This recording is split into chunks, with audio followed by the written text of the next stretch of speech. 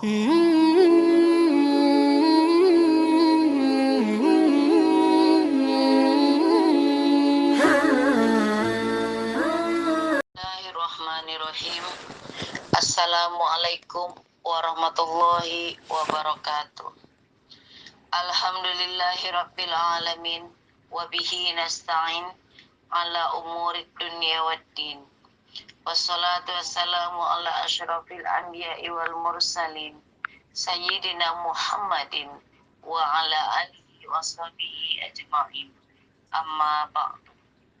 Qala Allah ta'ala fi kitabihil karim.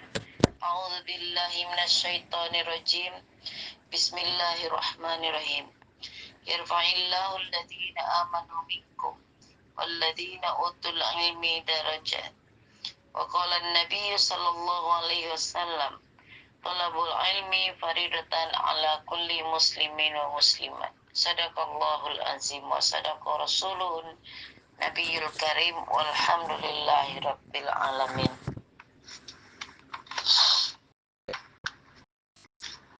Yang sama-sama kita hormati guru kita Bapak Ustadz Awang Abdul Razak selaku pimpinan dan pengasuh Majelis Zikir wa Ta'lim Riyadhah Firqatul Mujahidin, dan yang kami hormati bapak-bapak, ibu-ibu jamaah RFM yang dimuliakan Allah, yang senantiasa dalam lindungan dan hidayah Allah Subhanahu wa Ta'ala.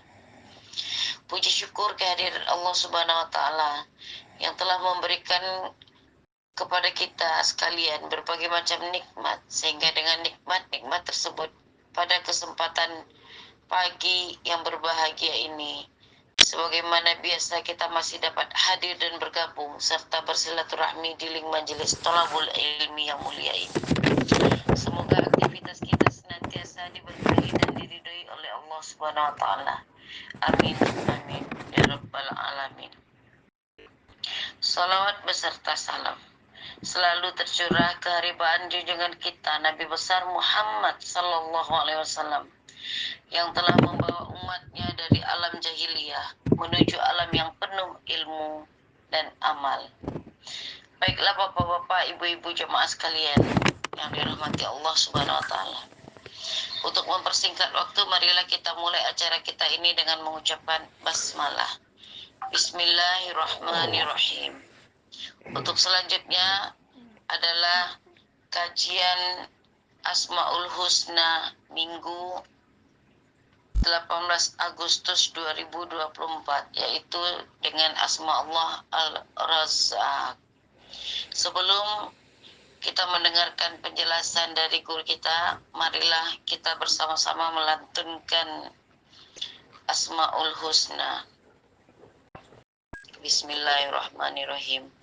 Ya Allah, Ya Rahman, Ya Rahim, Ya Malik, Ya Kudus, Ya Salam, Ya Mu'min, Ya Muhaimin, Ya Aziz, Ya Jabbar, Ya Mutakabbir, Ya Khaliq, Ya Barik, Ya Musawwir, Ya Ghaffar, Ya Qahhar, Ya Wahhab, Ya Razzaq, Ya Fattah, Ya Alim, Ya Qabis, Ya Basit, Ya Khafid, Ya Rafi', Ya Mu'iz, Ya Muzil, Ya Sami', Ya Basir, Ya Hakam, Ya Adil, Ya Latif, Ya Khabir,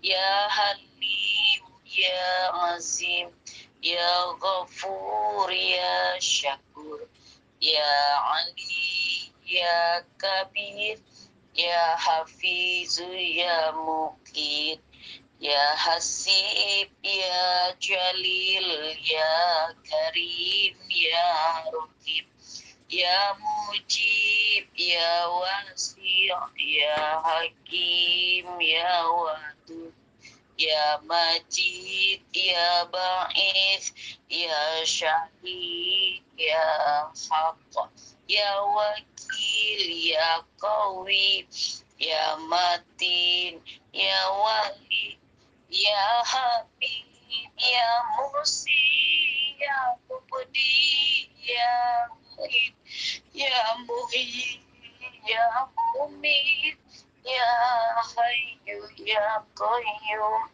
Ya Wajid, Ya Majid, Ya Wahid, Ya Ahad, Ya Somad, Ya Qadir, Ya Muqtadir, Ya Muqaddim, Ya Muakhir, Ya Awal, Ya Akhir, Ya Zahir, Ya Batin, Ya Wali, Ya Muta'ali, Ya Abad, Ya Tawwab, Ya Muntaqim, Ya Afu, Ya Rauf, Ya Malikul Mulki, Ya Dzul Jalali wal Ikram, Ya Muhsin, Ya Jami', Ya Ghani, Ya Mughni, Ya Mani, Ya Dhar, Ya Nafi', Ya Nur, Ya Hadi, Ya Badi, Ya Baqi, Ya Waris, Ya Rashid, Ya Sabur, Ya Allah, Ya Allah. Demikianlah lantunan Asmaul Husna. Untuk selanjutnya marilah kita dengarkan kajian dari guru kita Bapak Ustadz Awang Abdul Razak, dan sekaligus ditutup dengan doa. Kepada Bapak Ustadz, waktu dan tempat kita persilakan. Assalamualaikum warahmatullahi wabarakatuh. Waalaikumsalam. Bismillahirrahmanirrahim. Alhamdulillahilladzi amarna bikasratil ibadah. Asyhadu an la ilaha illallah wahdahu la syarikalah wa asyhadu anna Muhammadan abduhu wa rasuluh. Allahumma salli wa sallim wa barik ala Sayyidina Muhammad ibn Abdullah wa ala alihi wa sahbihi wa mawalah, amma ba'du. Qala Allah Ta'ala fi imamin al-Quranil Karim, a'udhu billahi minasyaitonir rajim. Bismillahirrahmanirrahim. Allahul ladzi khalaqakum summa razaqakum summa yumitukum summa yuhyikum hal min syurakaikum may yaf'al min zalikum min syai'. Wa qala aidan walaqad karramna bani adama wa hamalnahum fil barri wal bahri wa razaqnahum minat thayyibati wa faddalnahum ala katsirin mimman khalaqna tafdila. Shadaqallahul adzim. Wa qala Rasulullah Muhammad sallallahu alaihi wasallam.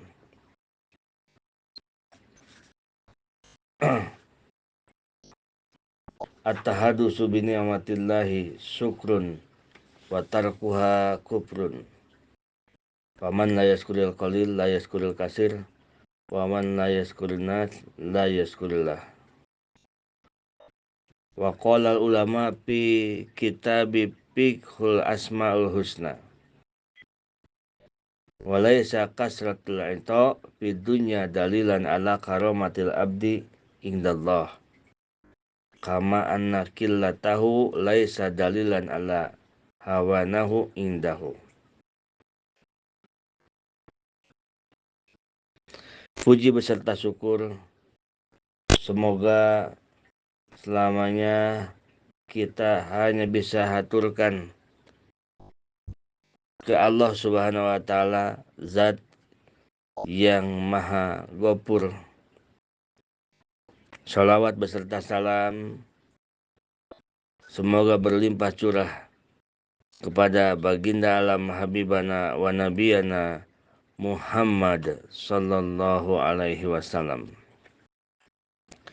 Alhamdulillah, pada saat yang berbahagia ini kita masih dipertemukan di dalam rangka talabul ilmi, di dalam rangka melaksanakan mencari ilmu agama yang mudah-mudahan dengan wasilah ilmu agama ini menjadikan satu amal jariah buat kita, untuk diri kita sendiri, untuk orang lain, dan untuk keluarga, serta menjadi penerang bagi diri kita, orang lain, dan untuk keluarga. Amin ya Allah ya Rabbal Alamin. Yang selanjutnya, sangat berterima kasih kepada ibu-ibu, bapak-bapak yang selalu hadir ngikutin kajian, yang ada waktu, tidak ada halangan apa-apa. Alhamdulillah, puji syukur kepada Allah. Dan terima kasih kepada Mbak Yulesmi yang sudah setiap waktu kajian mimpin jadi acara di dalam kajian. Bismillahirrahmanirrahim.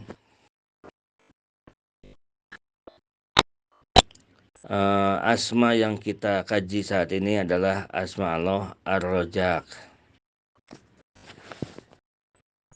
Ar-Rojak artinya adalah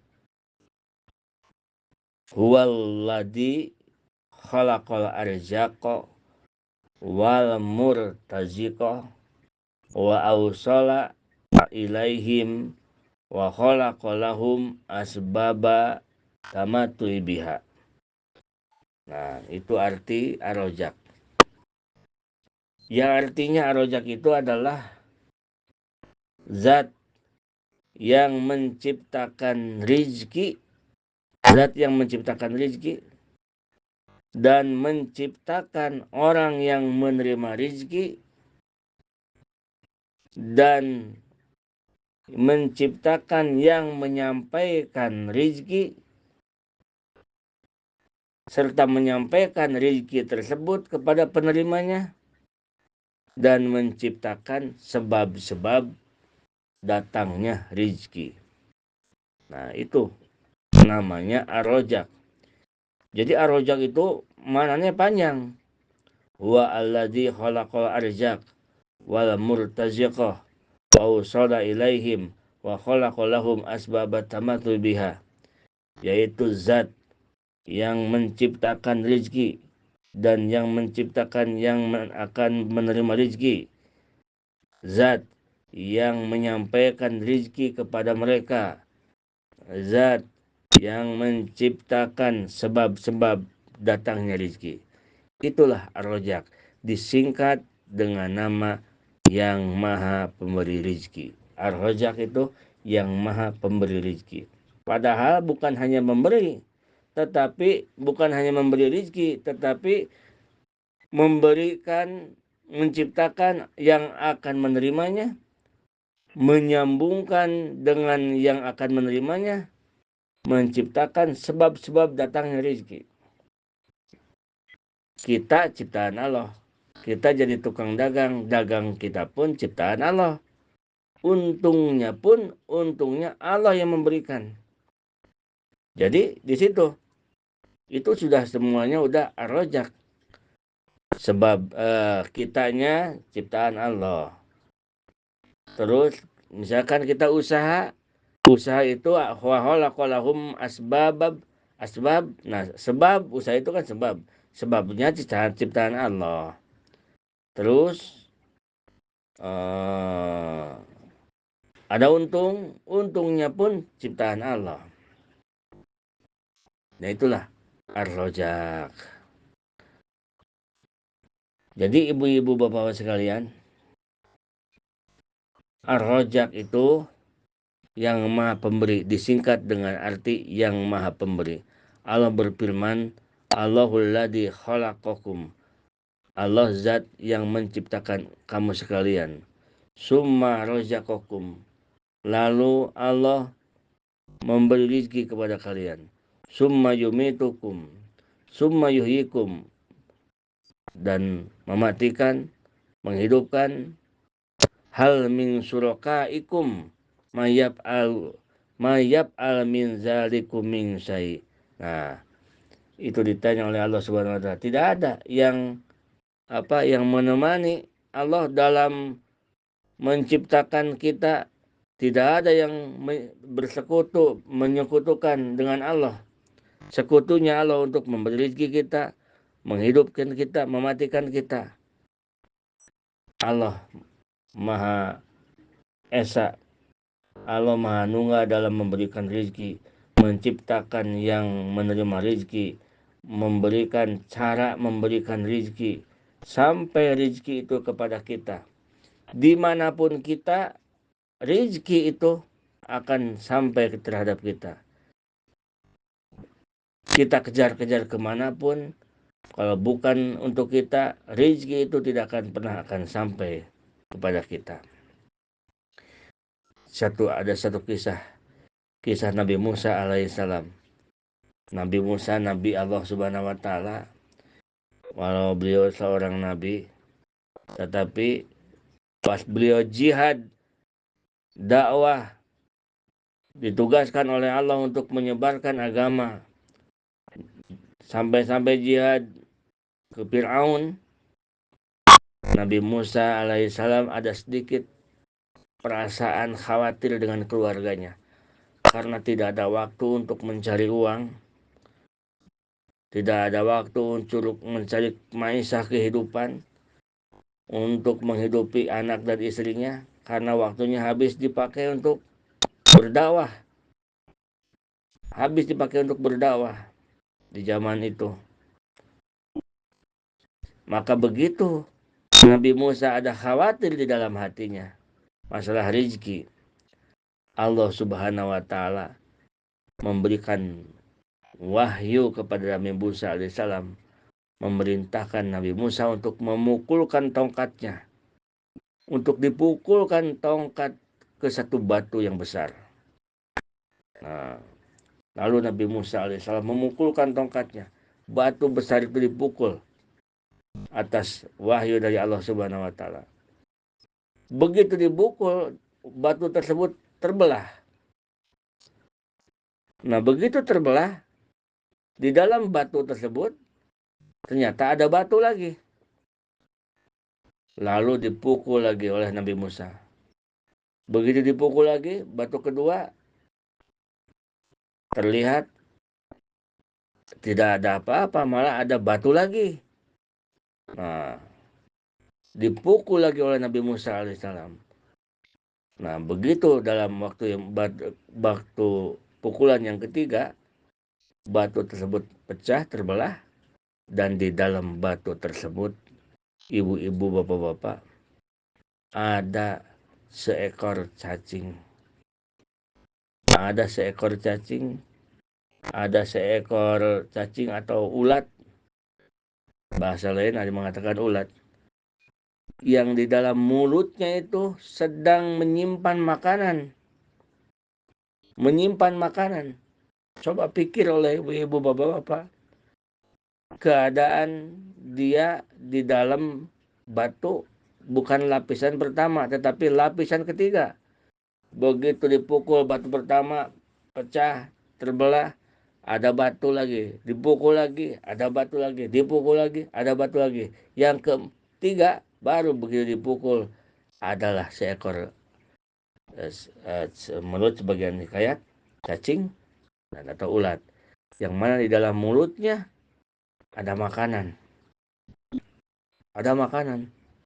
Qadarullah, Allah takdirkan Nabi Musa alaihissalam bisa mendengar apa yang dikatakan oleh cacing ini, apa yang dikatakan oleh ulat ini. Ulat itu berkata, Subhanaman yaroni wa yasma'u kalami wa ya'rifu makani wa yazkuruni wa la yansa'ni. Maha suci dat Allah, yaroni, yang telah melihatku, yang selalu melihatku, wa yasma'u kalami, dan selalu mendengar ucapanku. Wa ya'rifu makani, yang selalu tahu akan tempatku, keadaanku di mana.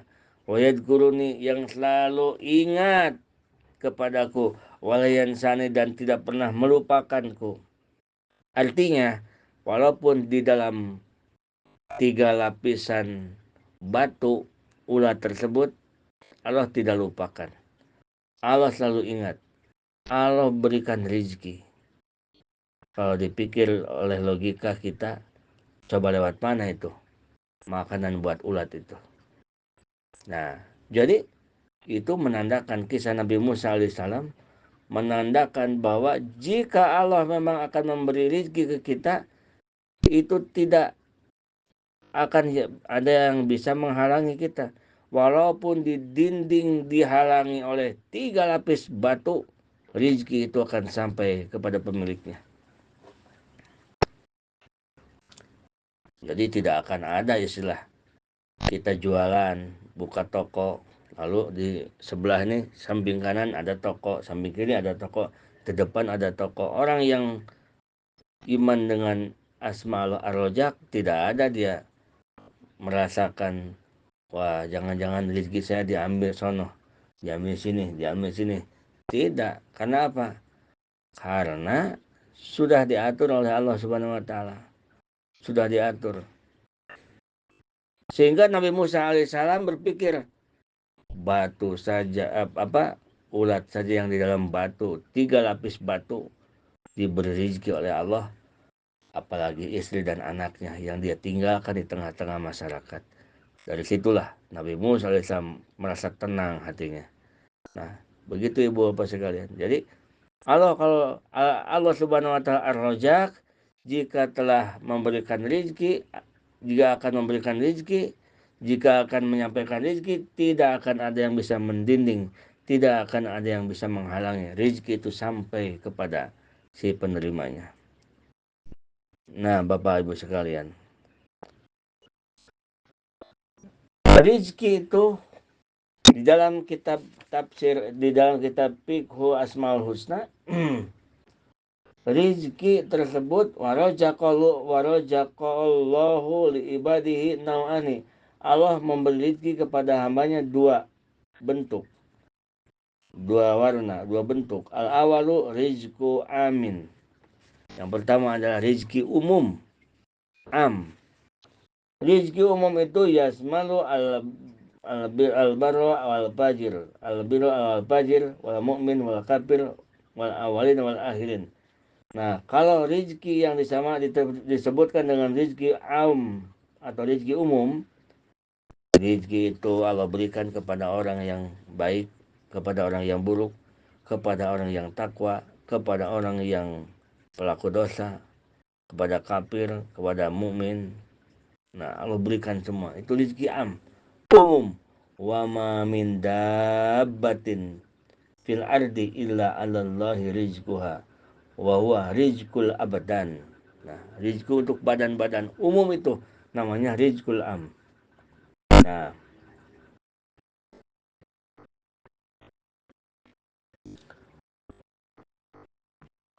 walayani rizqahu subhanahu wa ta'ala lil kafirin wa tawsiyatuhu alaihi bil amwal wal aulad wa nahwi dalika ridahu anhu fa inna subhanahu wa ta'ala yutadunya may yuhibbu wa man la yuhibbu. Nah, jadi jangan dikira Allah Subhanahu wa taala memberikan rizki jembar dan luas terhadap orang kafir atau orang yang tidak ibadah, itu Allah Subhanahu wa taala mencintai dan ridho kepada orang kafir.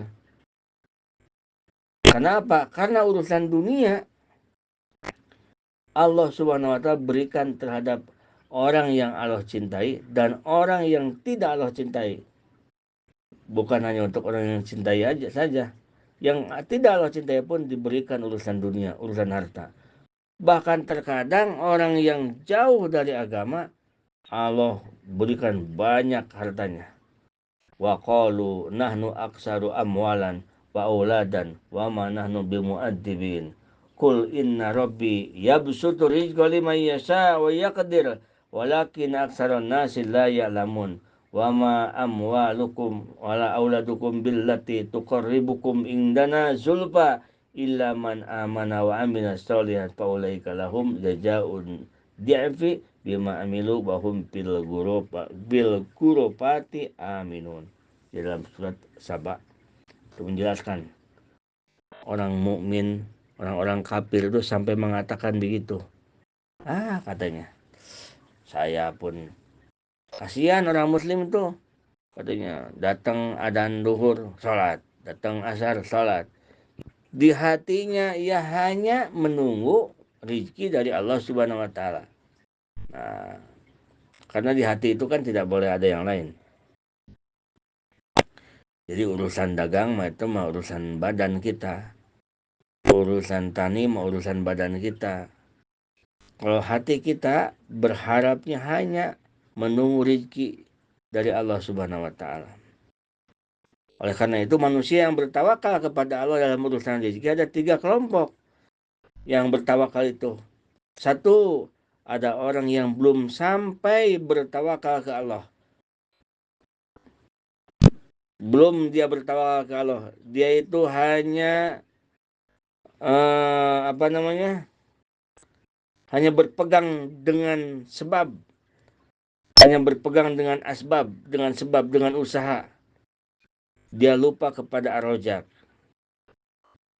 Nah, inilah orang-orang yang menuhankan usahanya, orang-orang yang menuhankan sebab. Dari mana datang uang kalau tidak usaha? Nah, dari mana datang uang kalau tidak usaha?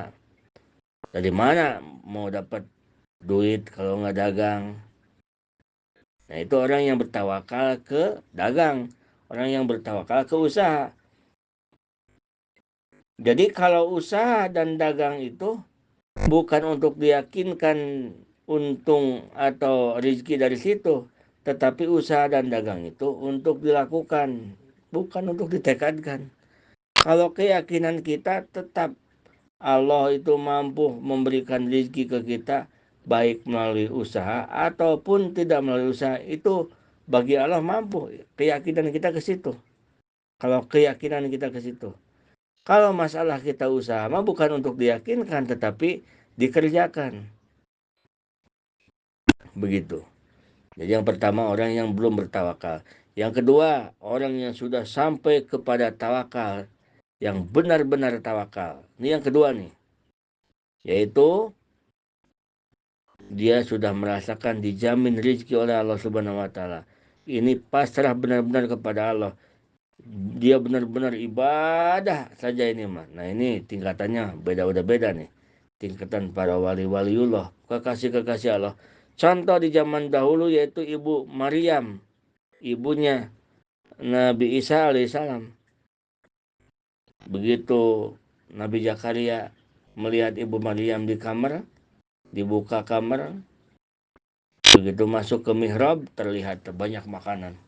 Makanan-makanan daging, buah-buahan. Ditanya oleh Nabi Zakaria, "Wahai Maryam, dari mana makanan ini?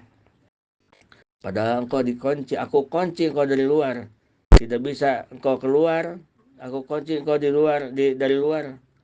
Dikunci oleh Nabi Zakaria. Kata Ibu Siti Maryam, "Min indillah." Semua itu dari Allah Subhanahu wa taala. Itu kan doanya ada. Rabbana anjayna ma'idatan takunu lana idan li awalin wa akhirin wa ayatan minka warjukna wa tahrir razikin. Nah, itu. Jadi Ibu Siti Maryam adalah salah satu contoh orang yang benar-benar tawakal kepada Allah. Pol tawakalnya. Sehingga dia tidak memikirkan apa-apa dan dijamin oleh Allah. Sampai makanan pun itu dari surga makanannya. Nah, itu yang kedua. Contoh orang-orang yang dia menyibukkan dirinya dengan ibadah, tetapi sudah sampai ke makomnya. Kalau belum ke makomnya tidak bisa. Karena ada yang ketiga, yang lebih tinggi, paling tinggi derajat tawakal. Paling tinggi derajat tawakal, yaitu derajat yang paling tinggi tawakal itu orang yang berusaha. Dia di pasar biasa berusaha, Dia ngantor ke kantor, dia pergi ke ladang, ke sawah, tani, bercocok tanam, jual beli, bisnis dijalankan, tetapi hatinya tidak sedikit pun melirik, hatinya tidak sedikit pun punya prasangka, hatinya tidak sedikit pun punya harapan bahwa akan diberi untung dari usahanya, akan mendapatkan rezeki dari apa yang dia usahakannya. Hatinya akan hanya berharap bersandar kepada Allah Subhanahu wa taala. Tidak bersandar dengan usahanya. Ia hanya menjalankan ibadah saja. Usahanya itu hanya menjalankan ibadah. Atas untung dan rugi dia sandarkan kepada Allah Subhanahu wa taala hakikatnya. Itu di dalam hatinya. Nah, ini derajatnya paling tinggi, tawakal paling tinggi. Jangan dikira, oh itu tawakal paling tinggi itu kali ya, yang sudah tidak apa-apa, tidak ingat apa-apa, dipasrahkan ke Allah, tidak usaha, tidak apa-apa. Yang kedua tadi, bukan. Derajat yang paling tinggi adalah orang yang berkecimpung di dalam kehidupan bermasyarakat, berbisnis, berusaha seperti biasa, tetapi hatinya tidak bersandar terhadap usaha. Hatinya hanya bersandar kepada Ar-Razzaq, Allah yang memberikan rezeki. Itu Bapak-bapak Ibu sekalian. Nah, dicontohkan oleh Ibu Siti Maryam juga. Begitu Ibu Siti Maryam ada di suatu tempat. Nah, beliau diwahyukan, diberi ilham oleh Allah Subhanahu wa taala karena beliau sedang ada di satu tempat yang jauh kemana-mana. Beliau diberikan wahyu, ada pohon korma, suruh digoyang-goyang oleh Allah Subhanahu wa taala, diperintahkan. Lalu digoyang-goyanglah, dipukul-pukul lah pohon korma itu. Maka berjatuhanlah korma. Nah, itu menandakan isyarat bahwa kalau dulu Ibu Siti Maryam sedang tajrid, dia sedang berpasrah kepada Allah, tawakal yang pol. Kalau sekarang dia sedang ada dalam ikhtiar, diperintah oleh Allah untuk ikhtiar. Nah, begitu dia jatuh korma, tetapi hatinya tetap merasakan bahwa rezeki ini dari Allah Subhanahu wa taala. Luar biasa, Bapak-bapak Ibu sekalian. Jadi, itulah yang membedakan orang yang beriman itu. Semua orang di pasar mungkin beribu-ribu, bahkan berpuluh-puluh ribu orang di pasar. Semua orang di pasar berpuluh-puluh ribu. Nah, begitu di pasar banyak orang, hatinya pun tidak akan sama. Ada yang hatinya di situ, hatinya di pasar, badannya di pasar, hatinya pun di pasar. Sehingga hatinya terpincut oleh keadaan situasi pasar, sehingga hatinya pun ikut berharap. Ada yang begitu. Ada yang dia itu mujawir, bertetangga. Artinya, walaupun badannya sedang di pasar, mengurus dunia, tetapi hatinya tidak campur.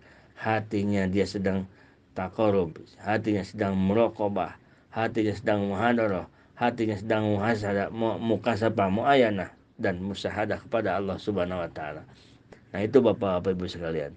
Jadi oleh karena itu, sekali lagi, usaha yang kita lakukan adalah menjalankan perintah Allah. Rezeki yang datang terhadap kita bukan dari hasil usaha, hakikatnya itu dari Allah Subhanahu wa taala. Karena yang memberi rezeki itu bukan usaha kita, tetapi yang memberi rezeki itu adalah Allah Subhanahu wa taala. Kalau usaha kita namanya asbab. Karena asbab dan kita sama kedudukannya. Asbab ciptaan Allah, kita pun ciptaan Allah Subhanahu wa taala. Asbab itu jalan. Misalkan kita punya toko usaha. Nah, toko itu sebab. Kita pun sebab. Nah, kalau kita berharap ke toko, dapat rezeki dari toko, itu namanya harapan yang salah. Karena apa? Kita berharap terhadap sebab. Sebab itu pangkatnya sama dengan kita, sama-sama makhluk Allah. Tetapi kita berharap itu hati hanya kepada Allah Subhanahu wa taala. Adapun sebab itu dilakukan oleh kita, itu pun menjalankan perintah Allah Subhanahu wa taala, niatnya dalam hati. Itu Bapak Ibu sekalian, Ar-Razzaq. Masih banyak, cuman itu dulu lah, sepintas saja. Mudah-mudahan kita semua diberkahi oleh Allah Subhanahu wa taala, dan kita semua itu mendapatkan rezeki dengan kadarnya yang beda-beda, dengan bentuknya yang beda-beda, dan caranya pun beda-beda. Ada yang caranya mendapatkan rezeki dengan nangis, ada Ibu?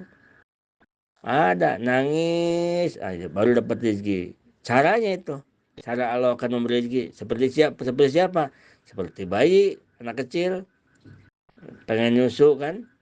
Nah, nangis dapat rezeki. Caranya itu ada yang harus ke Singapura dapatkan rezeki dari Allah itu kan. Ada yang harus ke sawah. Itu cara Allah. Cara Allah untuk mempertemukan kita dengan rezeki kita. Gitu. Bentuknya pun beda-beda rezeki itu. Bukan hanya uang saja, bukan hanya makanan saja. Terkadang satu saat kita diberikan rezeki berupa anak, diberikan rezeki berupa kesehatan. Nah itu rezeki juga. Kadarnya pun beda-beda. Ada rezeki yang Allah berikan untuk sebulan, ada rezeki yang Allah berikan untuk setahun, bahkan ada rezeki yang Allah berikan untuk 10 tahun. Langsung dari situ jarang lagi kita dapat rezeki, ada. Jadi caranya beda-beda, kadarnya beda-beda, bentuknya beda-beda. Itulah Ar-Razzaq, Allah yang Maha memberi rezeki. Hadanallahu wa iyyakum ajmain. Assalamualaikum warahmatullahi wabarakatuh. Enggak, Ibu.